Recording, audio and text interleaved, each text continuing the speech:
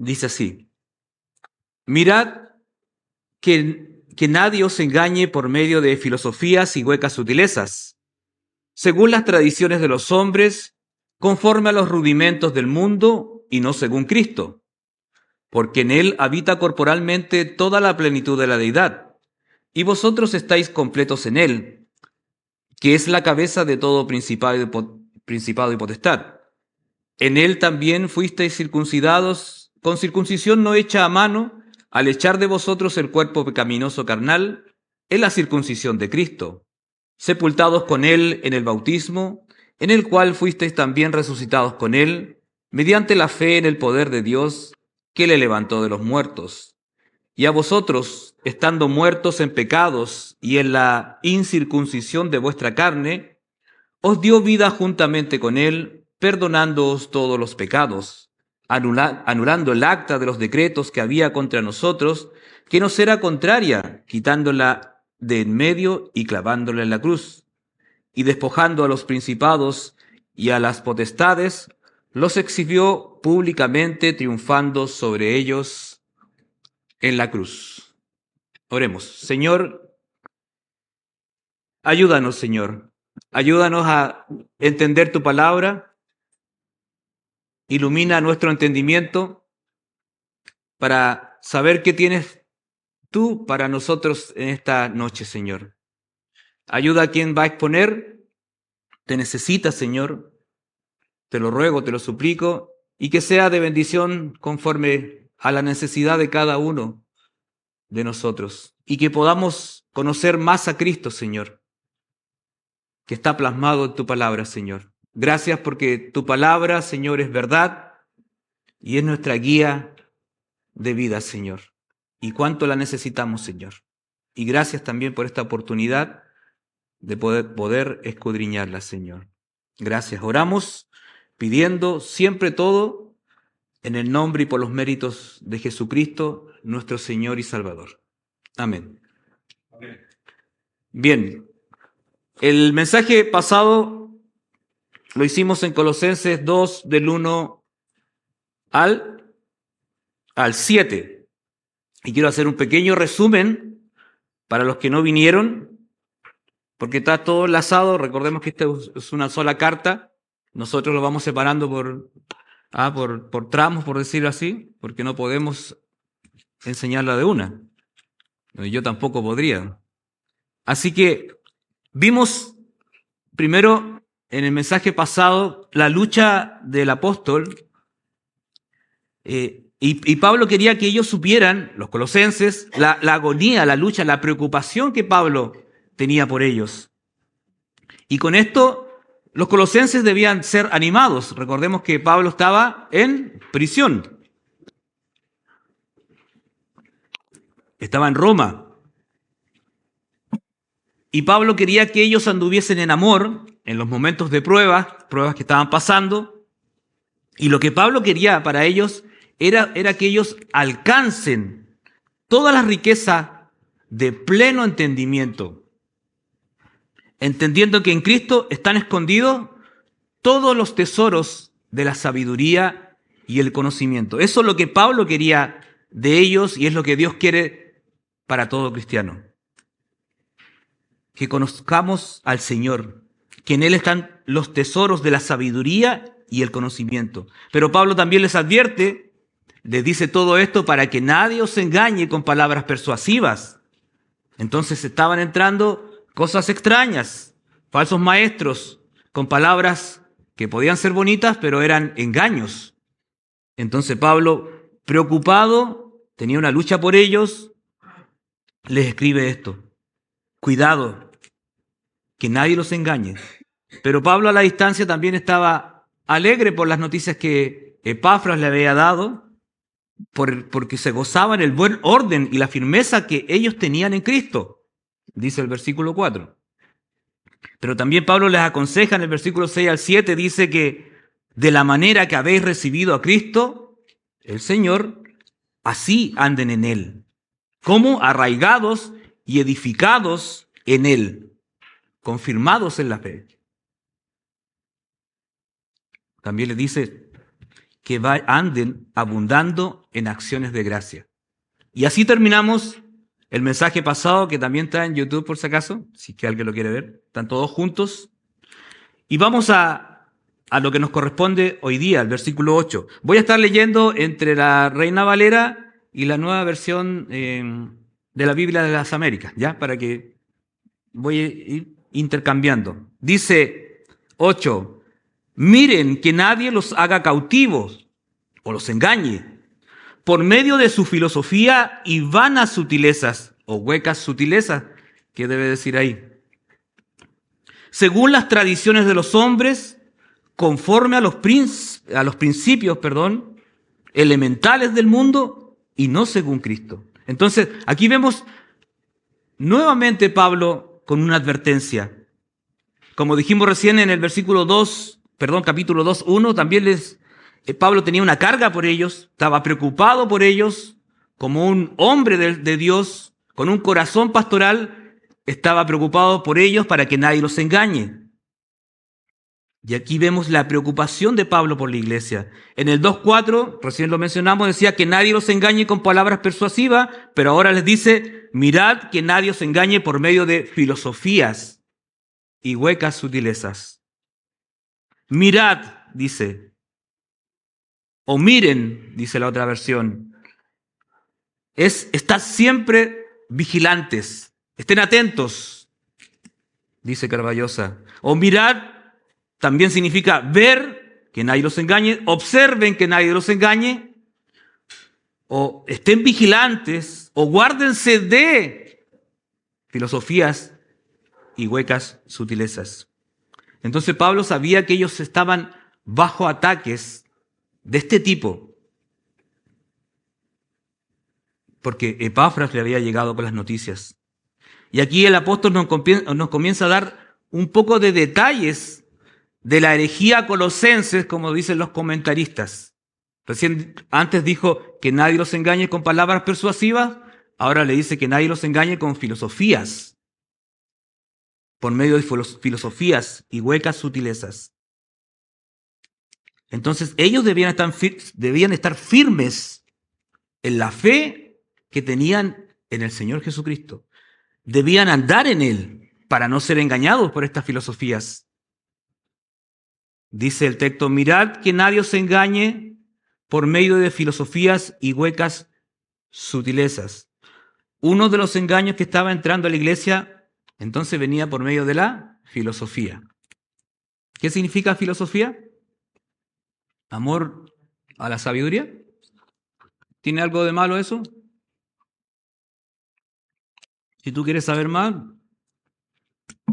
yo creo que es lícito. Pero nosotros debemos enfocarnos en la palabra, que ahí están los tesoros de la sabiduría y el conocimiento.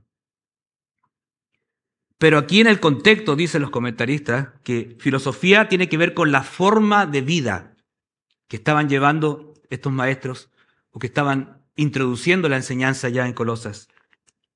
Entonces Pablo le dice, cuidado con los engaños que van en contra de lo que se les ha enseñado. Cuidado con la sabiduría humana, cuidado con los pensamientos humanos, cuidado con las especulaciones huecas, sin sentido. Que nadie los engañe, dice el autor. Que nadie los engañe. Cuidado, por medio de filosofías y huecas sutilezas. Cuidado con la forma de ver la vida, con cosas vacías, como dije recién, que estos falsos maestros estaban introduciendo en la iglesia de Colosas y en todo este sector, en la Odisea también. Que nadie venga con esas cosas sin sentidos a engañarlo. Con esas enseñanzas que se ven bien, pero son enseñanzas de hombre. Entonces dice, mirad, que nadie os engañe. ¿Qué nos dice el Señor a nosotros? Mirad, que no seamos engañados con tradiciones de hombres. Mirad, cuidado. Por eso dice, no se dejen engañar según las tradiciones de los hombres, dice el texto, conforme a los principios elementales del mundo y no según Cristo. Entonces no se dejen engañar por tradiciones humanas, no se dejen engañar por costumbres inventadas por los hombres,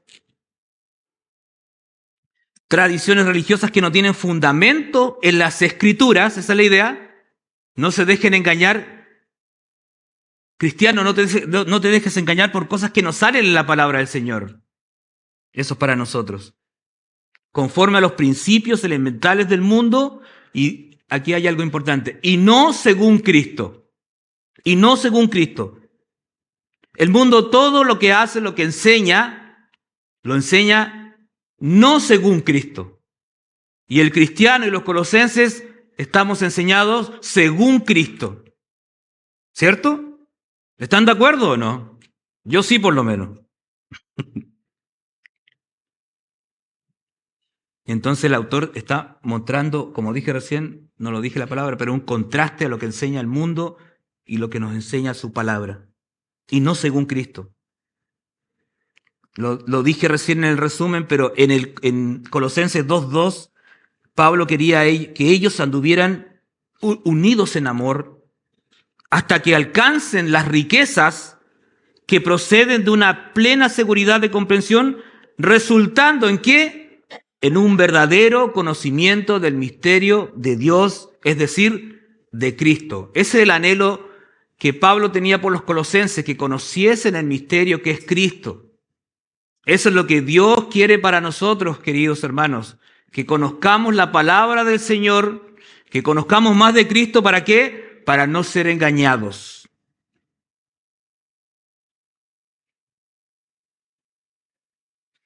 Entonces las enseñanzas que estaban entrando en Colosas eran según tradiciones de los hombres, como dice el texto, y conforme a los principios elementales y no según Cristo.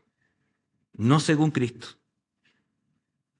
Un versículo bien conocido, Juan 14:6, ¿cierto? ¿Qué dijo Jesús? Dijo, yo soy el camino, y ahí está, y Él es la verdad. En Cristo está la verdad. Todas las religiones que andan por ahí enseñando no enseñan según Cristo. Suenan bonito, pero no es según Cristo. Incluso muchas iglesias, llamadas iglesias evangélicas, también andan enseñan cosas, tradiciones que no son según Cristo. Así que cuidado, hermanos, como hemos hablado en otras ocasiones, cuidado con lo que vemos en YouTube, porque quizás se enseñan cosas que no son según Cristo. Y la verdad está acá, en la palabra del Señor. Me perdí. Ahora, ¿por qué Pablo le decía todo esto? ¿Por qué el apóstol decía todo esto? A ellos. El 9 dice, ¿por qué no se debían dejar engañar por estas falsas enseñanzas y tradiciones de hombre, por filosofías? El 9 dice, porque toda la plenitud de la deidad reside corporalmente en Él. ¿Quién es Él? Cristo, nuestro Señor. Porque en Él habita corporalmente toda la plenitud de la deidad, dice la Reina Valera. ¿Por qué no se debían dejar engañar o ser cautivos por filosofías y huecas sutilezas? ¿Qué dice el texto? Porque en Él habita corporalmente, grábense esa palabra, toda la plenitud de la deidad. Un comentarista dice que la palabra deidad aquí es, teotes. Según este versículo, Jesucristo es Dios encarnado. Él encarna toda la plenitud de Dios. Entonces, en Él habita corporalmente toda la plenitud de Dios, los atributos de Dios. Todo el poder divino del Padre está en el cuerpo de Cristo. Todo lo que necesitan, les decía Pablo a ellos, está en Él. Todo lo que tú y yo y todos los cristianos en el mundo necesitamos está en nuestro Señor Jesucristo. Estamos completos en Él, que lo dice un poquito más adelante. Y no en los pensamientos humanos, ni en las tradiciones, ni en los hombres. Para los falsos maestros que estaban entrando a estas iglesias en este sector, era imposible que Dios habitase en un cuerpo humano. Entonces para ellos no podían creer que Cristo era Dios hecho hombre. No lo podían creer. Por eso ellos negaban la deidad de Cristo. Por eso Pablo le dice, porque en él habita corporalmente toda la plenitud de la deidad. Ustedes saben o entienden o creen que nuestro Señor cuando se humanó, se hizo hombre, ¿cierto? Se humilló a lo sumo, tomó forma de hombre, vino a la tierra, ¿cierto? Vivió 30 años, 33, murió, ¿cierto? Resucitó, ahora está a la diestra de Dios Padre, es nuestro abogado, intercede por nosotros y está con un cuerpo glorificado, pero está con ese cuerpo humano con el cual murió, pero glorificado. Eso es lo que creo yo. Y así va a quedar por la eternidad y así lo vamos a conocer nosotros. Desde que se hizo hombre nuestro Señor, así va a quedar en la eternidad. Con un cuerpo humano pero glorificado. Si alguno de los teólogos acá está en desacuerdo, después me conversan porque yo pienso eso. Entonces por eso dice, en Él habita corporalmente, en Él habita ahora corporalmente toda la plenitud de la deidad. Aquí Cristo ya había muerto, ya había resucitado. Y le dice a los colosenses, 60 años, 61 años después, que en Él habita corporalmente toda la plenitud de la deidad. La razón por la que no deberíamos escuchar la forma de pensar de los hombres, que quizás parecen buenas las enseñanzas, es porque no tienen a Cristo. Y como dije recién, Cristo para nosotros los creyentes es todo, mis queridos, todo. Y es por eso que el autor en esta carta les dice en el 10, dice, y ustedes, colosenses, y ustedes, Iglesia de Tierras Blancas, han sido hechos completos en Él, que es la cabeza sobre todo poder y autoridad. La idea es, como dije recién, que a ellos y a nosotros no nos falta nada, porque está Cristo en ellos. ¿Se acuerdan un versículo que repetimos varias veces? Que Cristo es la esperanza de gloria para ellos y para nosotros. Y nosotros hemos sido completos o somos completos en Él. Pablo le decía, ustedes han sido hechos completos. Tenemos todo lo necesario en nuestro Señor Jesucristo. Entonces el creyente está completo en Él y no necesita una enseñanza humana, una tradición humana, ni una filosofía humana, nada fuera de Cristo. O no necesitan obras para mantener la salvación. Ustedes saben que hay muchas iglesias que creen eso, que tienen que hacer obras para mantener la salvación. Pero nuestras obras demuestran que sí somos un hijo del Señor. Porque sí fuimos salvos para, se me olvidó el versículo en Efesios, para buenas obras, ¿cierto? Para que anduviésemos en ella, dice. Por ahí por el 2:10 creo. Y ellos debían entender y nosotros debemos entender que no necesitamos otro mediador entre Dios y los hombres, porque Jesucristo es nuestro Señor, el mediador. Entonces ellos y nosotros no necesitamos de ritos, ascetismo, sufrir, porque en Él estamos completos, porque en Él están escondidos todos los tesoros de la sabiduría y el conocimiento que tú y yo necesitamos. Entonces, no se deben dejar engañar, los colosenses, le decía Pablo, por tradiciones de hombres. Y a nosotros nos dice, conforme a los principios elementales del mundo, y no según Cristo, y no según Cristo. Y ustedes han sido hechos completos en Él, que es la cabeza, dice el versículo del texto, sobre todo poder y autoridad. Él tiene toda la autoridad sobre todo, Él está por encima de todo, nuestro Señor. Él gobierna y controla todo, las cosas visibles y las invisibles, como lo vimos en el primer mensaje parece, o segundo. Entonces Él es Señor y está sobre todo lo que tú te puedas imaginar. Él gobierna, Él sostiene, Él crea. El Señor no se le ha escapado nada de las manos. Todo está bajo su control. En ese que ustedes creyeron, le dice Pablo, Él es Señor y soberano de todo. ¿Lo crees o no lo crees?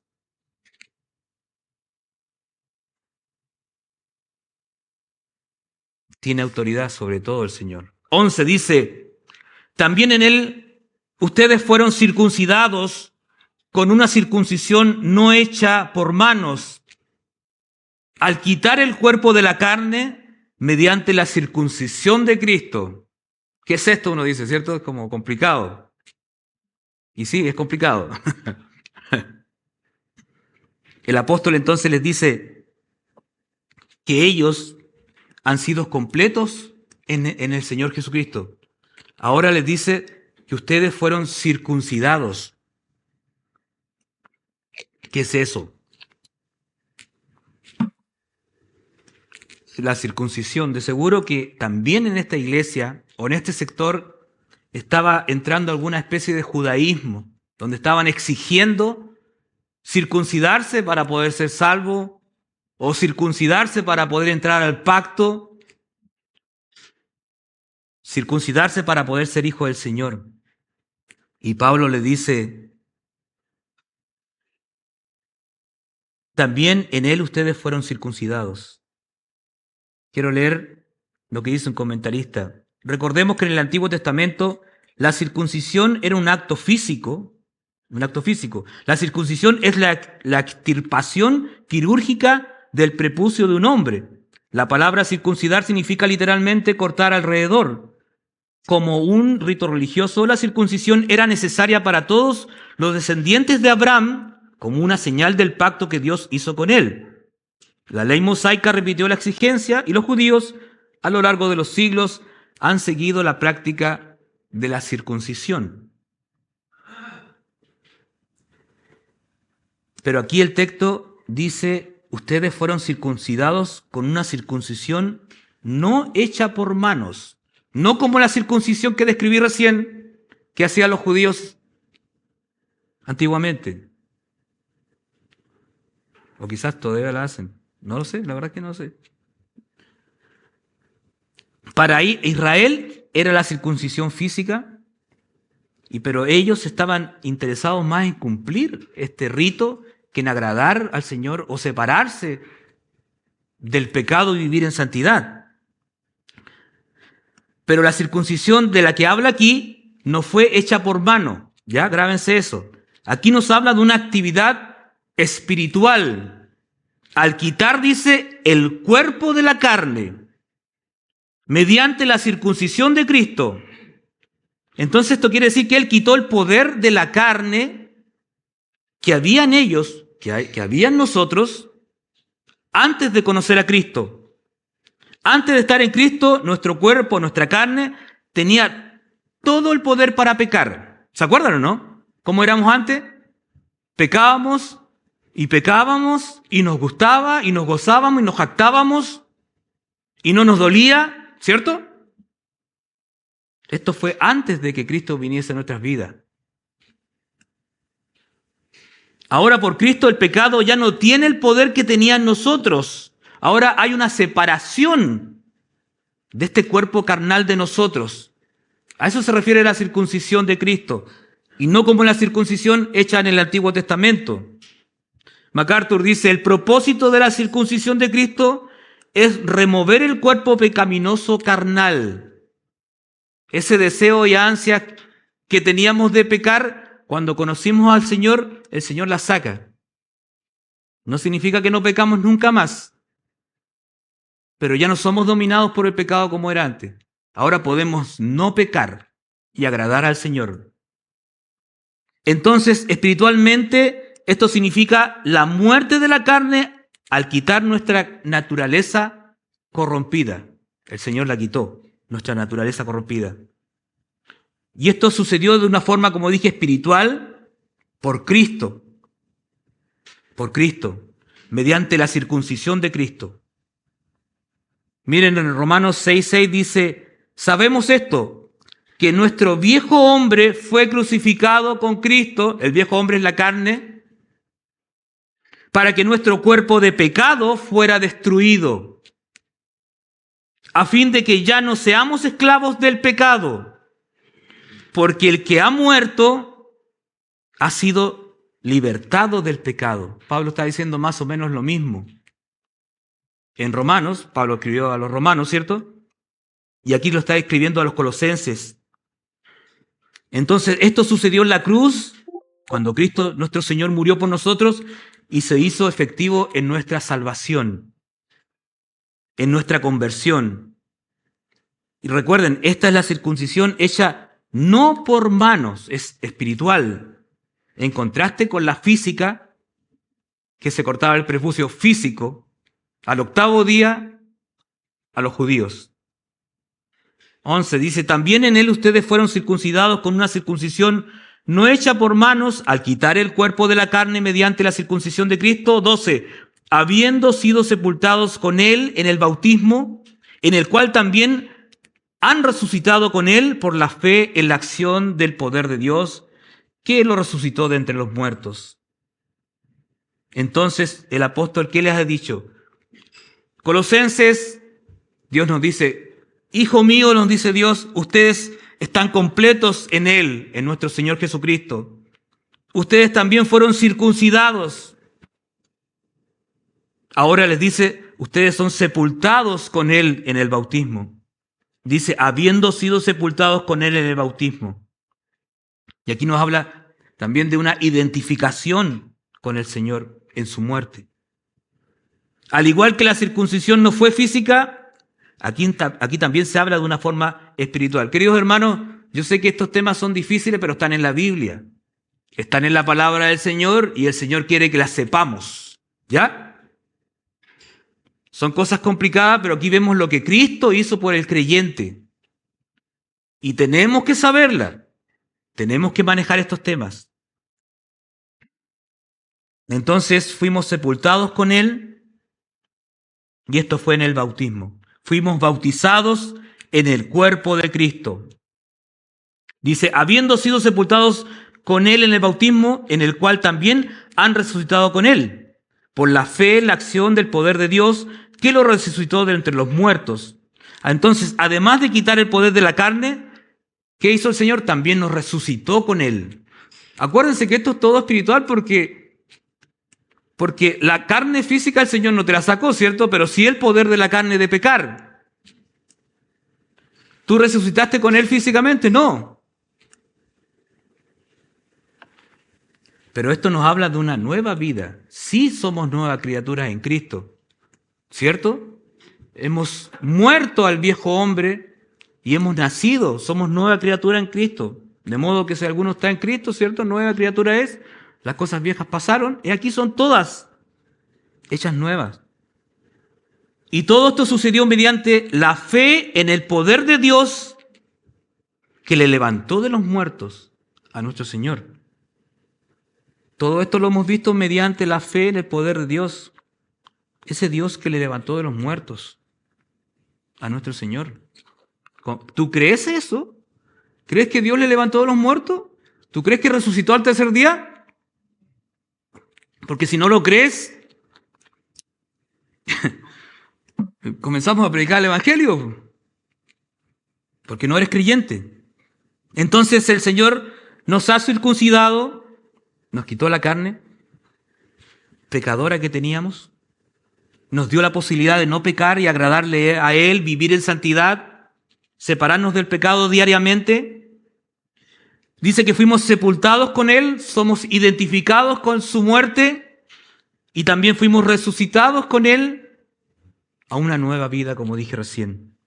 13 dice, y cuando ustedes estaban muertos, le dice Pablo, en sus delitos y en la incircuncisión de su carne, siguen las palabras difíciles, Dios les dio vida juntamente con Cristo, habiéndonos perdonados, Pablo se incluye, habiéndonos, todos los pecados, le dice el apóstol a los colosenses. Dios nos está diciendo a nosotros.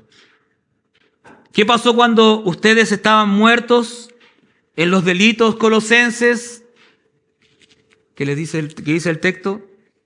Cuando la carne todavía estaba en control, cuando ustedes pecaban como querían, ¿qué hizo Dios con ellos y con nosotros? Dios les dio vida, dice, juntamente con Cristo.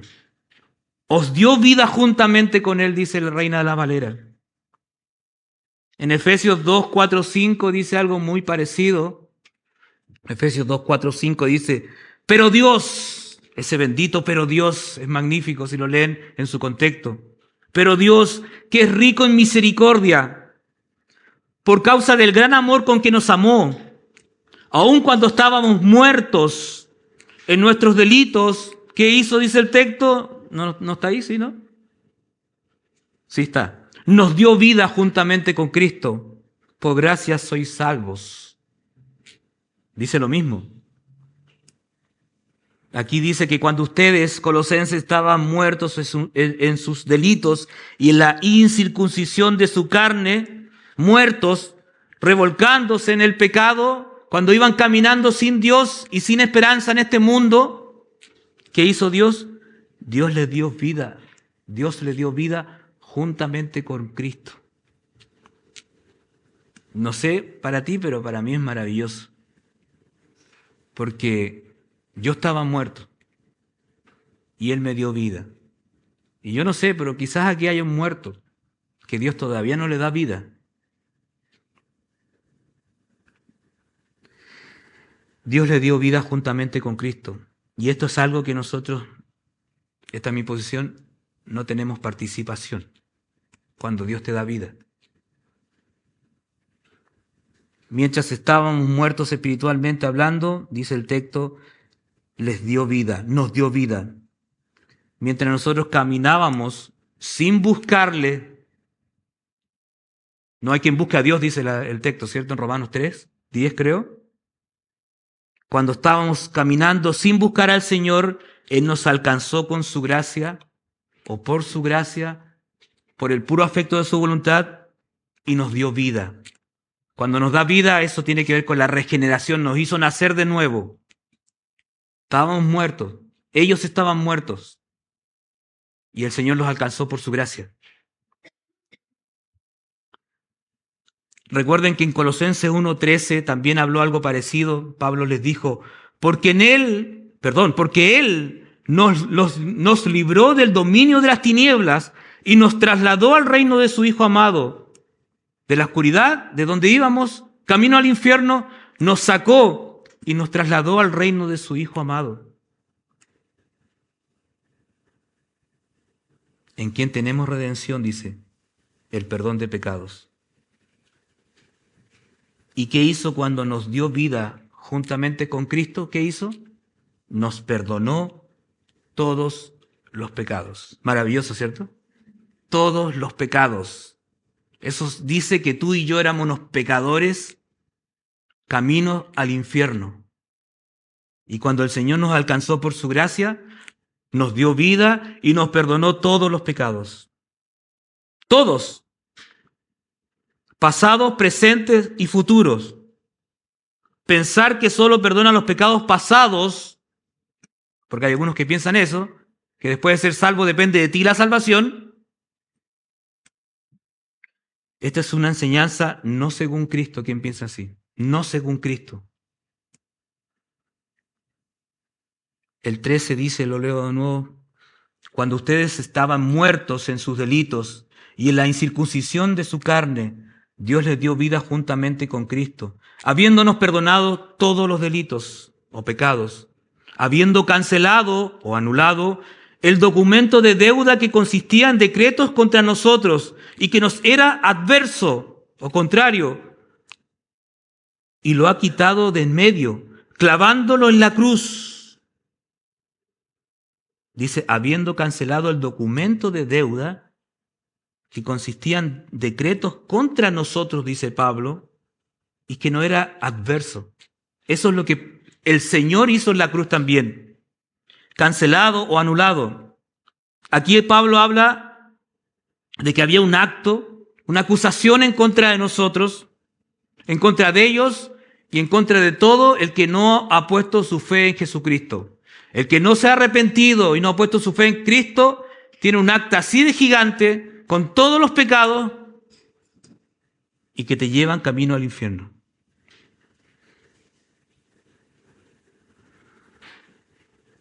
eso iba en contra de todos nosotros. Lo que va en contra del que no conoce al Señor es la ley de Dios, que lo acusa de que es un pecador.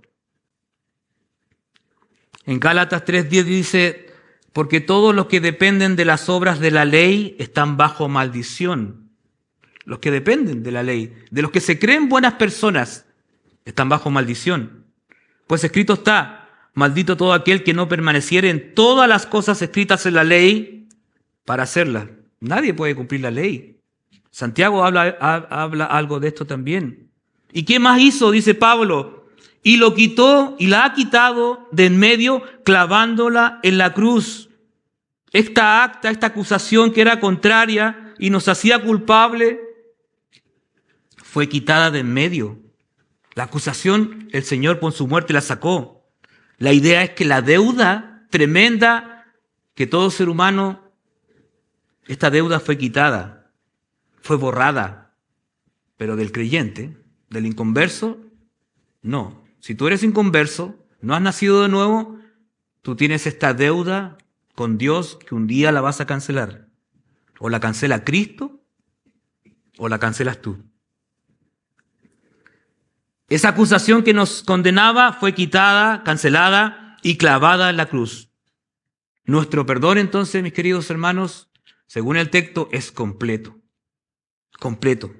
15. Y habiendo despojado los poderes y autoridades, hizo de ellos un espectáculo público, triunfando sobre ellos por medio de él. Los comentaristas, leyendo, dicen que esto tiene la imagen o la idea de un general romano después de haber obtenido la victoria, ¿ya?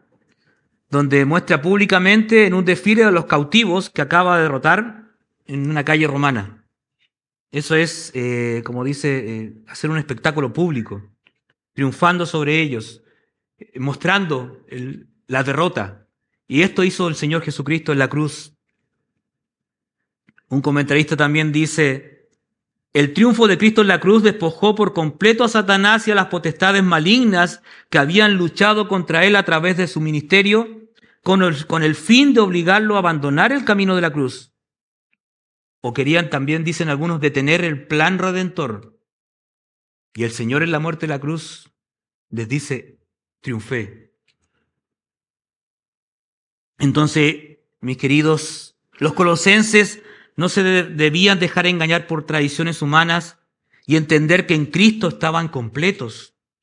Por eso es que Pablo les explica todo lo que Cristo hizo por ellos en la cruz.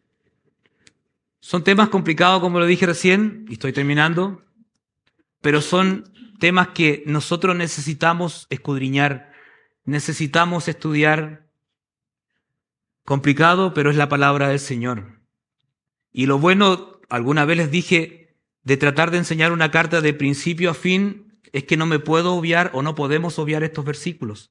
Tenemos que pasar por estos versículos e intentar interpretarlos, pedirle al Señor sabiduría, iluminación del Espíritu Santo para poder entenderlos. Sé que con esto no quedó todo claro, pero algo de luz arrojó de lo que el Señor ha hecho a nuestro favor.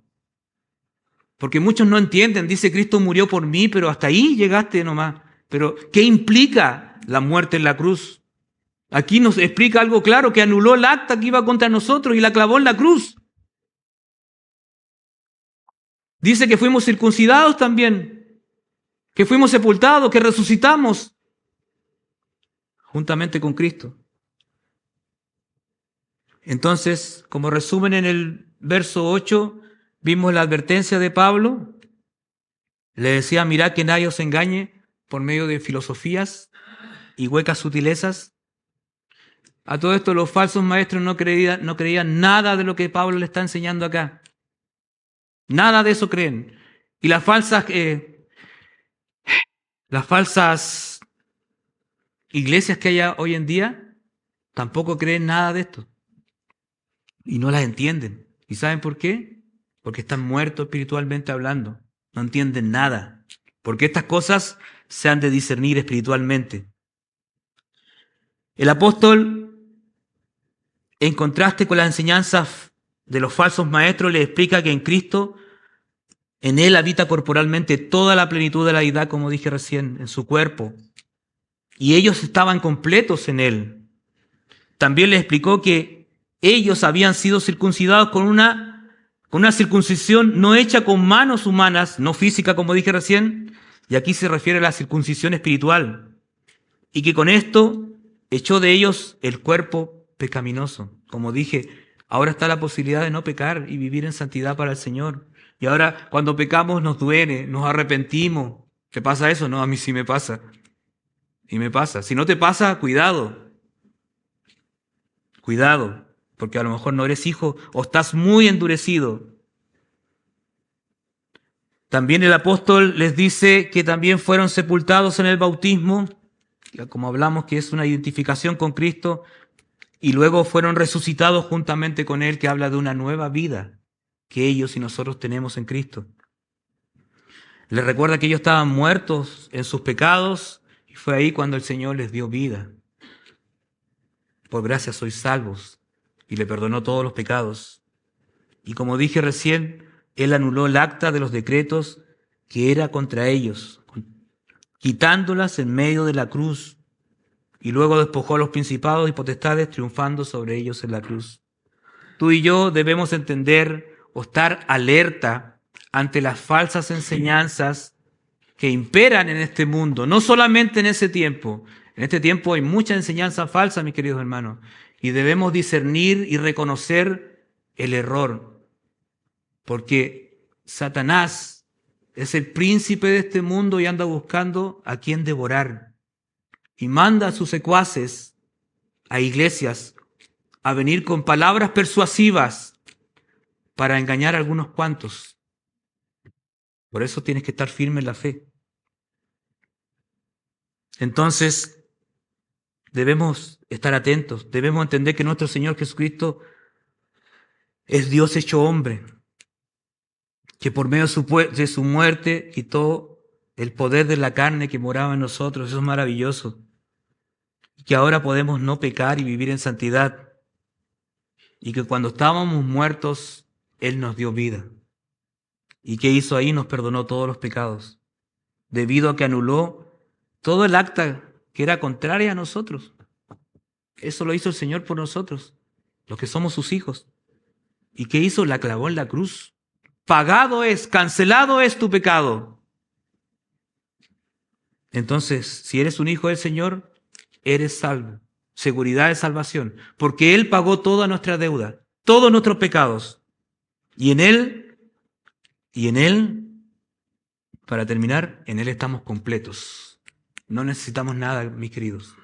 Nada. Oremos. Señor, gracias por tu palabra, pero ayúdanos a entenderla, Señor.